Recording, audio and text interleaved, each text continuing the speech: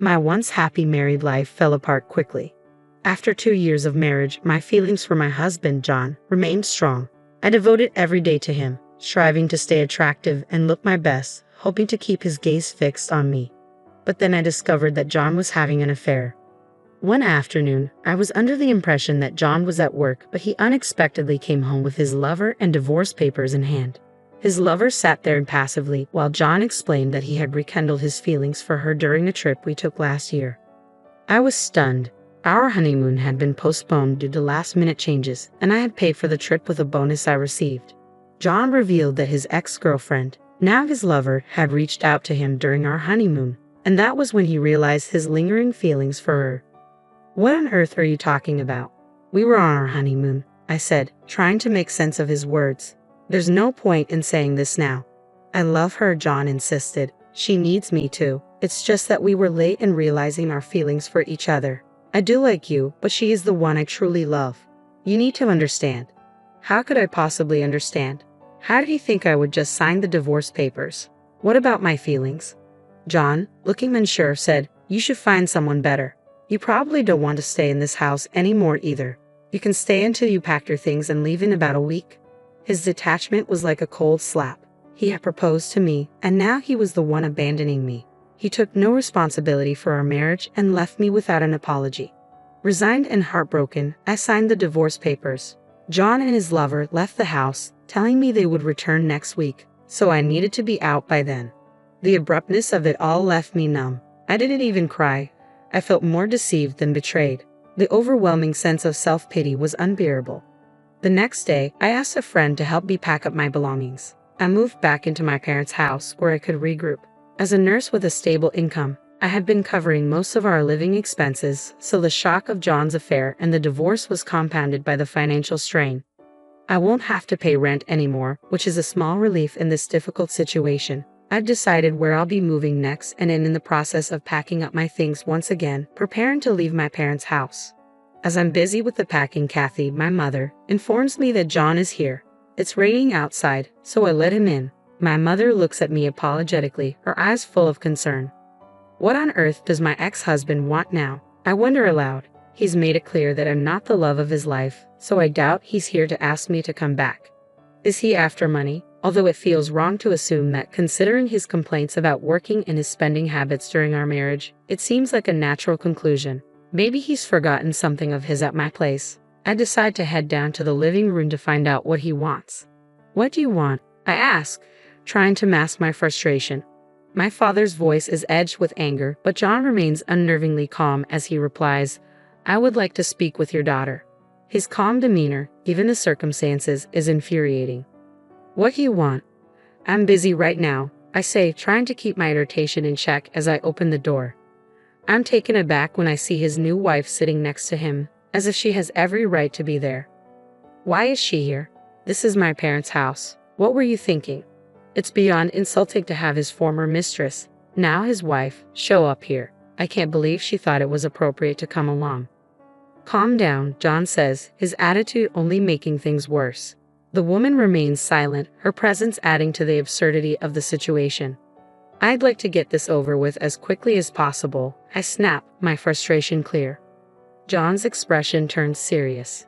"This is important. We haven't discussed the division of property yet. I'm here to claim my share of the money." Just as I suspected. John seems oddly eager. "Yes, that's right, of course. I knew he would show up eventually, so I was prepared." I took out my purse and handed John 30 cents.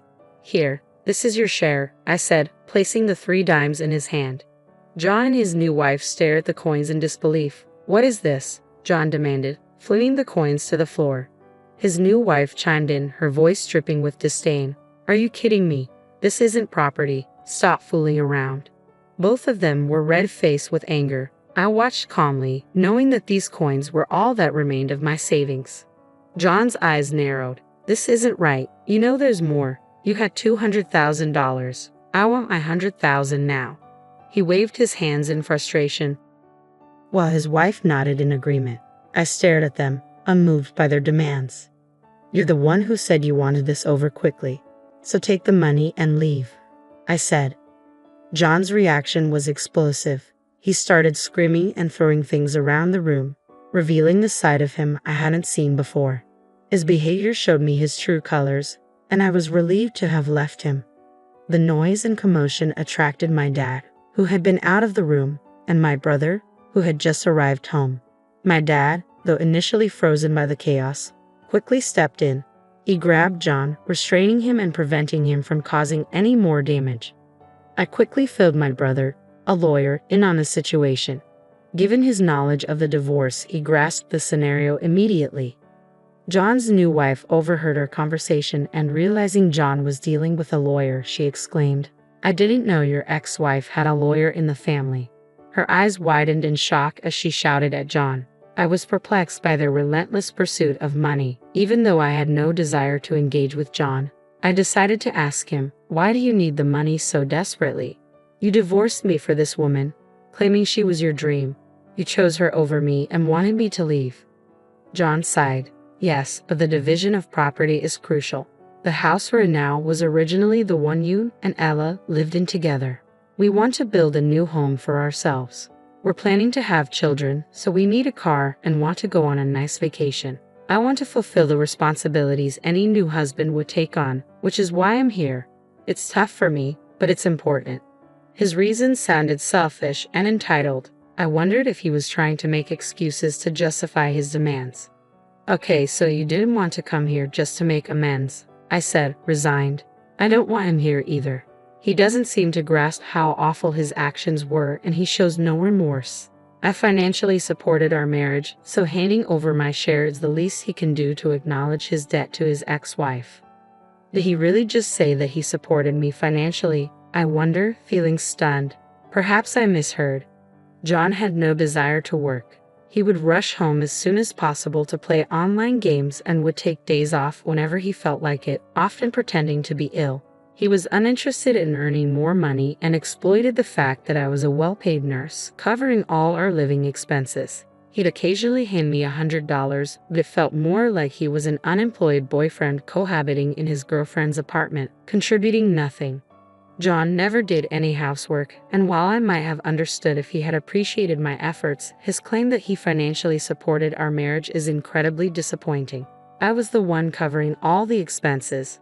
"How can you say that you supported our marriage?" I asked, my frustration mounting. "Based on your logic, you should actually return the 30 cents I just gave you." "What are you talking about?" John replies, bewildered. "You really don't know anything, do you?" "I'm sure you were excited about my savings, but I have some bad news for you," I say, remaining calm as John and his new wife glare at me. My brother Henry steps in to speak on my behalf. "Excuse me, I'm Henry Thompson, and I'm a lawyer. Please allow me to explain on behalf of my sister." Henry continues, "Only the savings accumulated during the marriage are subject to division. Any money saved before the marriage is considered personal property. My sister saved the $200,000 before the marriage, so it remains her separate property and cannot be divided between you two." He pauses for effect, then adds, "According to the records, you have only 60 cents left in your share account. Therefore, your share amounts to 30 cents. Complaining about this amount is pointless." Henry's voice is steady and authoritative as he concludes, "It seems my sister was saving up for your future, but I believe that money has been spent on the woman sitting next to you." John and his wife are stunned by Henry's calm explanation. Trying to regain control, John protests, "What you said was Catherine's brother. But now, let me speak as her attorney." Henry nods, and John continues, "My client is requesting compensation." "Why haven't you made the full payment?" I ask, frustrated. I have requested compensation, but John had only made a partial payment. I needed to understand why the remainder had not been settled. That's why I officially asked my brother to intervene. Although my actual lawyer is his colleague, we hadn't anticipated John's sudden appearance today. So, Henry is representing me in this matter.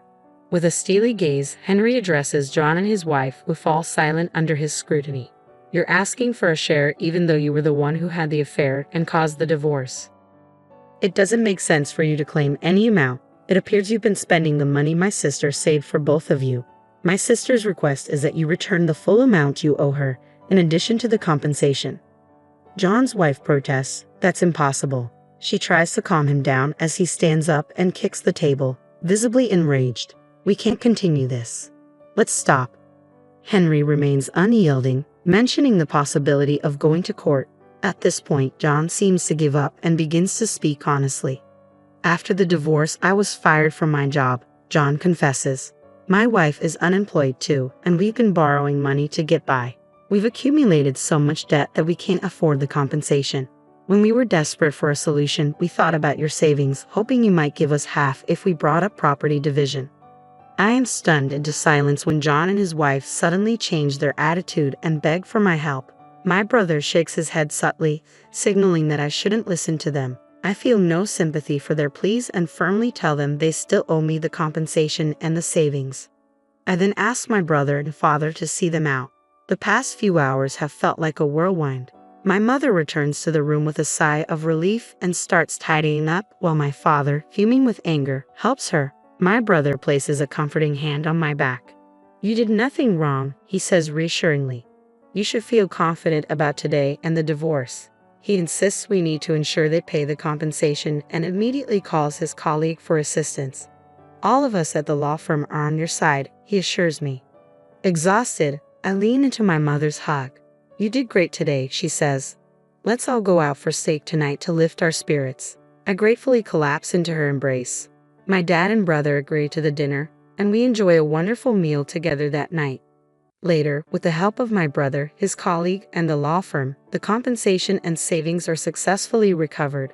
John and his wife struggle to find stable jobs and end up working multiple part-time positions. It's clear they won't be buying a house, a car, or going on vacation anytime soon.